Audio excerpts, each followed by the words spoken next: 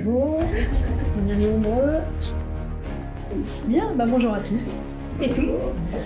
Donc voilà, je m'appelle Véronique Skibon, je suis énergéticienne, donc je pratique des soins énergétiques, je réalise également des ateliers, des stages de radiesthésie. Donc moi j'habite à Argenton, Finistère Nord. C'est une notion, on fait des chakras, qui est un peu méconnue. Donc l'idée là, eh bien, c'est de vous apporter ce que j'ai découvert, ce que j'ai compris, l'impact des chakras aussi sur nous, sur notre état d'esprit, sur notre santé, et puis comment travailler sur ces chakras, comment le faire au quotidien, comment vous, chacun d'entre vous peut le faire. Alors, l'introduction, les rôles et fonctions des 7 chakras principaux, comment harmoniser les chakras et une conclusion. Alors, donc, définition des chakras. Alors, le mot chakra, donc, c'est la traduction du mot sanskrit. Donc, le sanskrit, c'est la langue ancienne hindoue. Hein. Ça se traduit par rond, disque. Le mot chakra, il désigne quelque chose de circulaire. Ce sont, on appelle ça des roues d'énergie qui permettent donc à l'énergie vitale, l'énergie de vie, donc de circuler à travers donc, le corps et les corps, puisque nous avons plusieurs corps, un corps physique et plusieurs corps énergétiques, plusieurs corps subtils. On fait remonter la découverte des chakras à moins 1500 à peu près avant Jésus-Christ. J'ai pu voir moins 5000, bon c'est sûr c'est très très ancien. Hein. On va trouver donc les premières notes sur ces chakras, donc dans la Veda, c'est un écrit, donc un recueil de textes très anciens en sanskrit également. Mais cette notion de chakra, en fait, à cette époque, elle est très très différente de ce qu'on peut évoquer aujourd'hui. C'est-à-dire que à cette époque-là, les yogis ou les sages, les philosophes, donc, ils vont porter leur attention sur des points du corps. Hein, mais c'est vraiment un travail de méditation et de visualisation qui n'évoque pas forcément les chakras, puis ils ne nomment pas, on ne nomme pas chakra racine, etc. C'est juste des points, ils vont pointer leur attention sur éventuellement sur l'anus ou sur certains organes ou des points, le plexus, le cœur, sans forcément nommer le terme chakra, quoi. Maintenant, on parle des chakras partout dans le monde. Hein, donc, dans la pratique du yoga, les chakras sont très très importants. Hein, dans la pratique de la respiration, quand on fait circuler la respiration, circuler l'énergie, on va vraiment porter l'attention aussi sur les chakras. On va retrouver aussi cette évocation des chakras en Ayurveda, dans le bouddhisme, etc. On peut le retrouver en médecine chinoise, mais là, par contre, on ne parle pas de chakras, mais on va parler aussi de ce réseau de méridiens, de circulation d'énergie. Quelles que soient, en fait, de toute façon, les traductions, ce dont on parle, il y a toujours, de toute façon, l'idée que les chakras, ce sont vraiment les portes vers une connaissance intérieure de soi profonde. Ça nous relie à notre moi profond, à ce que nous sommes, nous, profondément. Comme on les connaît aujourd'hui, hein, les chakras, avec les couleurs, avec toutes ces correspondances-là, ça c'est venu donc au XXe siècle en fait avec le mouvement New Age où on va associer une couleur à chaque chakra, nommer les chakras, etc. Donc ça c'est beaucoup beaucoup plus récent et ça correspond aussi à un besoin, je pense, du monde moderne aussi de rendre ça un peu plus concret. Et on ne perd pas de toute façon l'idée de la visualisation, de la méditation et de l'introspection. Hein. Alors pourquoi s'intéresser aux chakras? Là, voilà. Pourquoi est-ce qu'on s'intéresse aux chakras? Parce qu'en fait, les chakras sont extrêmement importants. Imaginez de faire un soin énergétique sans d'abord aligner les chakras. Enfin, moi, en tout cas, je me sens pas de le faire parce que si je veux que l'énergie elle circule, hein, il faut que mes chakras soient équilibrés. Et on voit à quel point ça fonctionne. Hein, parce que, en fait, cette énergie, donc là, moi, je parle de soins énergétiques, mais l'énergie, en fait, moi, je la canalise parce que, voilà, j'ai reçu l'initiation, mais elle est là, quoi. Je veux dire, l'énergie, elle est là, hein, et on baigne dedans, en fait, et elle ne m'appartient pas. Hein, elle est là pour tout le monde. On la reçoit de toute façon, cette énergie. Donc, c'est vrai que pour aller bien, vraiment, pour être dans un bel équilibre, eh bien, que ce soit la santé ou un équilibre psychologique, hein, moral, eh bien, les chakras ont besoin d'être alignés. D'accord ? Pour moi, c'est vraiment un outil, en quelque sorte, de connexion à soi. Je ne dirais pas forcément faire connaissance avec soi, mais en tout cas reconnaître en soi ce qu'on a besoin de travailler. Un travail sur les chakras, c'est un travail de développement personnel, hein. Vraiment, quoi. Alors là, voilà, on arrive vraiment dans le vif du sujet, donc les 7 chakras. Il n'y en a pas 7, hein, enfin, il y a 7 principaux chakras, qui sont là. Vous les connaissez peut-être, hein. Il y en a 7 principaux, il y en a beaucoup plus. Il y a beaucoup plus de chakras, il y a plus d'une centaine de chakras autrement secondaires, mais qui vont être reliés aux chakras principaux. Donc si je travaille sur ces 7 chakras-là déjà, eh bien je vais forcément faire travailler les autres également. On part de la base, hein, le chakra racine, qui va être associé toujours à la couleur rouge. Et donc il se situe, on va dire, entre les jambes, hein, c'est au niveau du périnée, au niveau des organes sexuels. Celui qu'on appelle le hara, le chakra sacré, qui a pour couleur donc le orange, il est à 2-3 cm sous le nombril à peu près, c'est, on va dire, le bas-ventre ici. Hein. Le chakra du plexus, en jaune, d'accord. Le chakra du cœur, en vert, auquel on associe toujours la couleur verte. On peut associer la couleur rose aussi. Hein. Le chakra de la gorge, en bleu. Ici, celui du 3e œil, chakra de la conscience, hein, 3e œil, le point entre les sourcils, ici. Et puis, le chakra couronne, donc au-dessus de la tête à peu près, on se situe au niveau de la fontanelle, en fait. Hein. Donc violet ou blanc ou doré. Ces chakras, donc, ils sont, on va dire comme ça, ils sont le long de la colonne vertébrale. Ils sont tous en lien donc, avec nos corps énergétiques. Ils rayonnent hein, donc, devant, sur le dos, sur les côtés, donc vers le haut, le ciel et vers la terre, donc pour le chakra racine. D'accord, c'est pas juste des points, faut imaginer des points juste voilà, sur la face. Hein. Il y a différentes représentations. Donc je vous parlais tout à l'heure de roues d'énergie, c'est des cercles. Alors certains les imaginent comme des roues qui ne tourneraient pas dans le même sens. C'est-à-dire que certains tournent dans le sens horaire, dans le sens anti-horaire, un petit peu comme un mécanisme d'horlogerie en fait. Il y a de toute façon, c'est sûr, une connexion entre tous les chakras. S'il y en a un qui dysfonctionne, ça va être compliqué pour les autres. Moi, j'ai du mal avec ces représentations. J'ai toujours cette image, quand je travaille sur les chakras, du corps comme une maison. Les chakras, pour moi, c'est des portes et des fenêtres.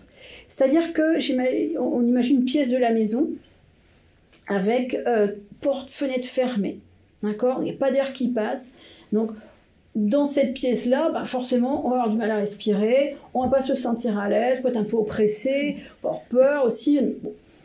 Et donc là, on serait sur un chakra fermé, quoi, comme une pièce complètement fermée. D'accord ? Et on peut avoir d'autres pièces éventuellement dans la maison, avec porte, fenêtre grande ouverte. Et là, le vent qui s'engouffre, je sais pas, vous sur la plage, vous savez, l'hiver quand ça souffle là, puis on a du mal à respirer, à reprendre sa respiration. Et c'est pas mieux, quoi. Quand il y a une surcharge d'énergie, en fait, on va avoir une autre difficulté à respirer, mais de la difficulté quand même. D'accord ? Donc, alors on parle de chakras fermés, de chakras en surcharge, trop ouverts.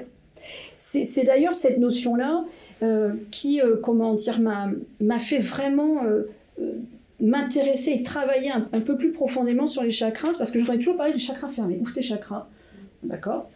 Parce qu'ils sont trop fermés. Et je me suis aperçue en fait qu'ils ne sont pas toujours trop fermés, les chakras, ils sont parfois très ouverts, on peut dire trop ouverts, moi, par une surcharge d'énergie. L'idée vraiment, en travaillant sur ces chakras et en ramenant l'équilibre sur ces chakras, c'est vraiment d'être soi à l'équilibre. Et dans cet équilibre-là, on parle d'être aligné. Vous savez, je me sens aligné, je me sens à l'équilibre. Et bien, je me sens bien. On parle aussi de nettoyage des chakras. Les chakras peuvent aussi avoir besoin d'être nettoyés.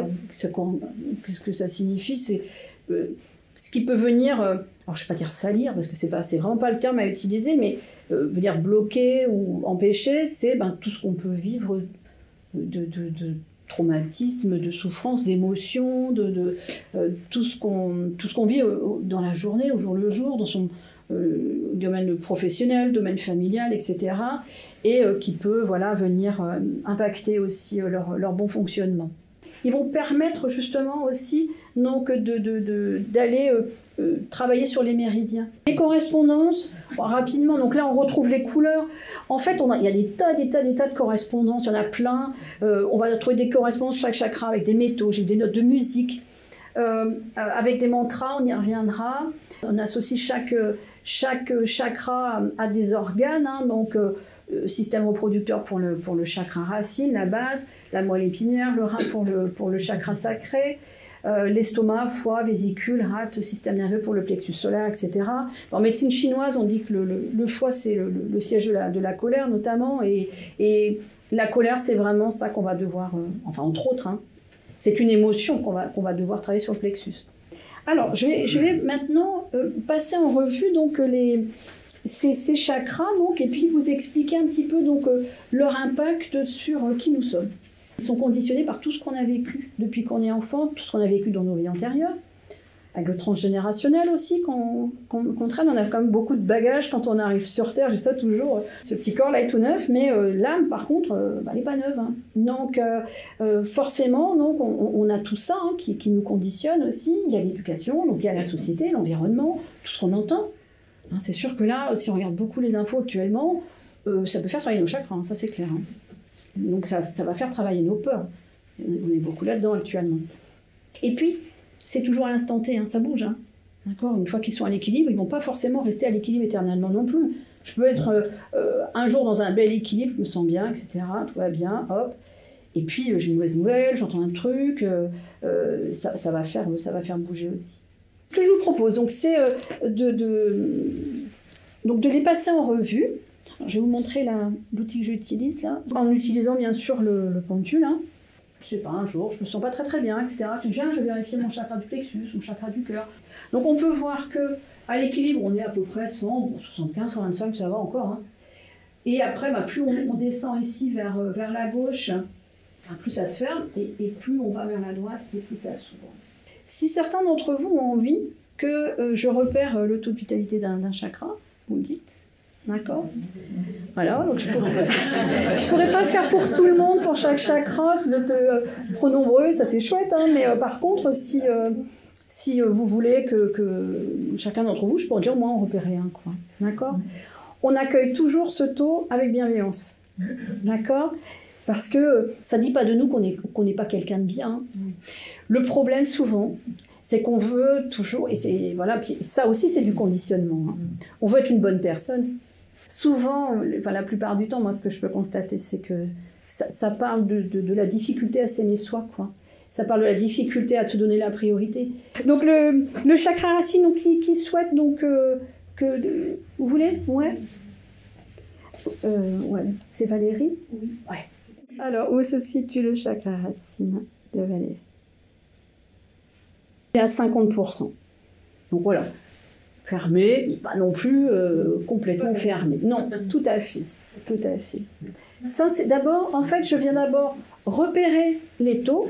A priori, je les note. Hein, quand je suis sur une personne, j'ai tous les... Je vais noter les taux. Et après, je vais venir avec le pendule ou sur la personne si elle est là, si elle est avec moi, ou bien je peux venir sur un schéma comme celui-ci, à distance, réaligné, donc avec le pendule. Et donc pour soi-même, on peut le faire aussi de cette façon-là? Avec le pendule? Oui. Oui. Ouais, tout à fait, on peut le faire. Ça devient un peu plus compliqué quand on se trouve là ou là, mais on peut le faire, oui, on le fait sur soi. C'est vraiment le chakra qui nous met en sécurité sur Terre. Je me sens en sécurité, je n'ai pas de peur. Et je suis en confiance. Les chakras, ils parlent énormément. Pratiquement tout ça, ils nous parlent de notre confiance en nous. Ouais. Donc, de l'amour de soi, hein, vraiment. Hein.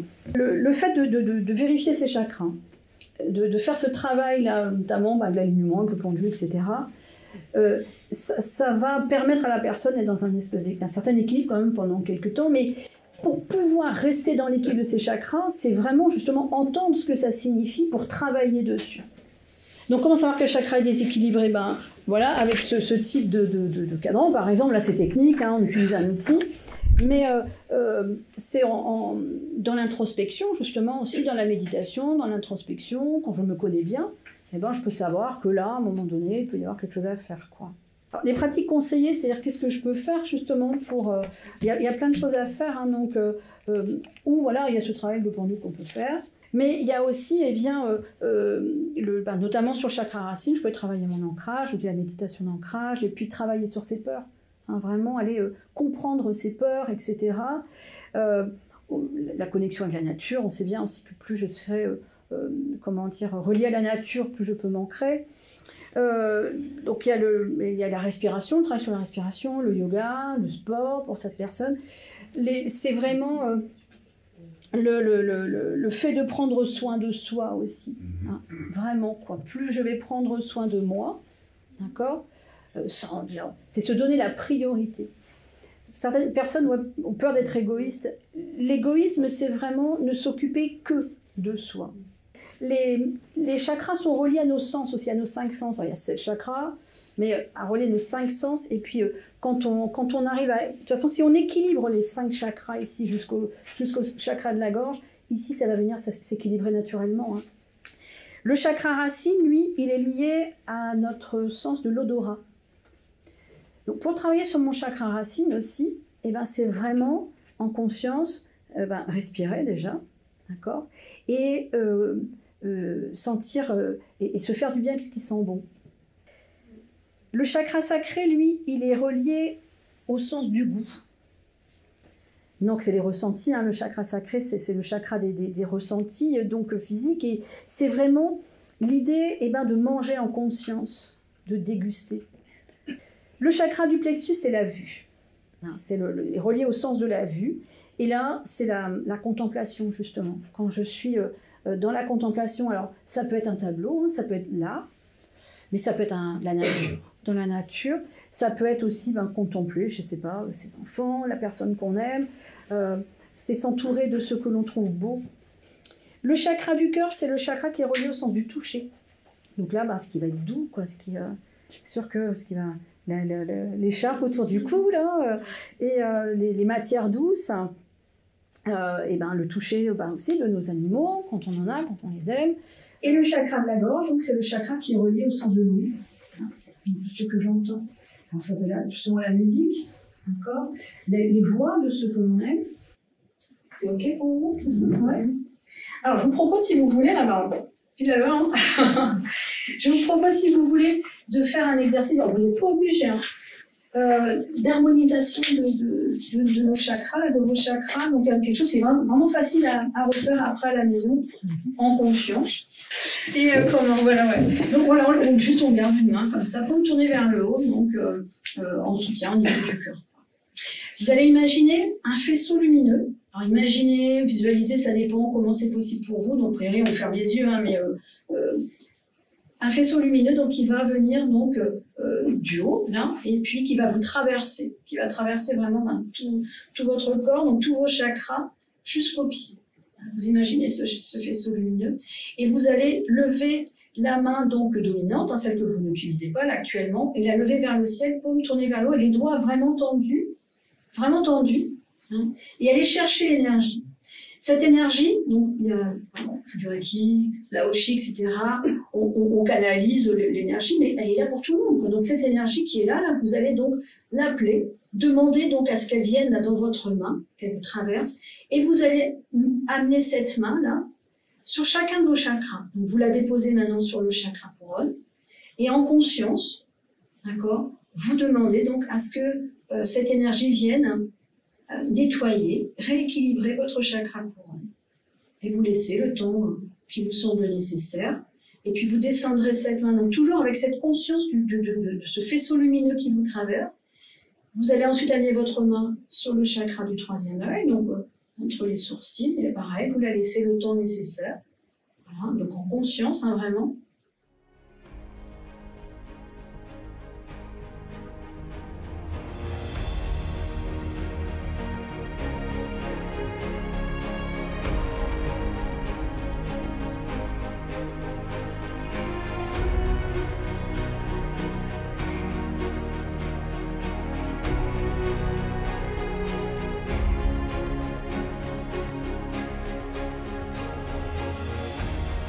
Aussi, pour travailler sur ces chakras, on peut aussi travailler avec les mantras. Sur chaque chakra va correspondre à un verbe. Le racine, je suis, c'est vraiment je suis. D'accord, je suis là. Sur Terre, là, je suis là. Je suis. Le chakra sacré, c'est je ressens. C'est vraiment le chakra des ressentis. C'est je ressens dans mon corps. Je ressens les choses. Et j'accepte de ressentir, justement. Je m'ouvre au ressenti. Le chakra du plexus, je l'ai dit, c'est je rayonne. C'est vraiment ce soleil qui rayonne autour de nous. Le chakra du cœur, j'aime. J'aime, je m'aime. Chakra de la gorge, j'exprime. J'exprime, je veux dire qui je suis. Le chakra du troisième œil, je vois. Je vois l'invisible. Et le chakra couronne, je sais. Je sais qui je suis. En conclusion, j'espère vraiment avoir été claire dans ce que j'ai pu vous dire. Hein. Alors évidemment, il y aurait plein de choses à dire. Hein. Vraiment, c'est toujours très schématisé. Et j'espère vous avoir retransmis l'idée que c'est important, que les chakras sont importants. C'est pas juste voilà, cette notion un peu vulgarisée, quoi. C'est travailler sur ces chakras, c'est vraiment important. Parce que c'est travailler sur soi. D'accord. Donc, prenez bien soin de vous, parce qu'en prenant soin de vous, vous l'avez bien compris, eh bien, vous travaillerez sur le chakra et vous travaillerez sur votre équilibre. Merci à vous tous pour votre gentillesse, c'était très chouette. Merci beaucoup.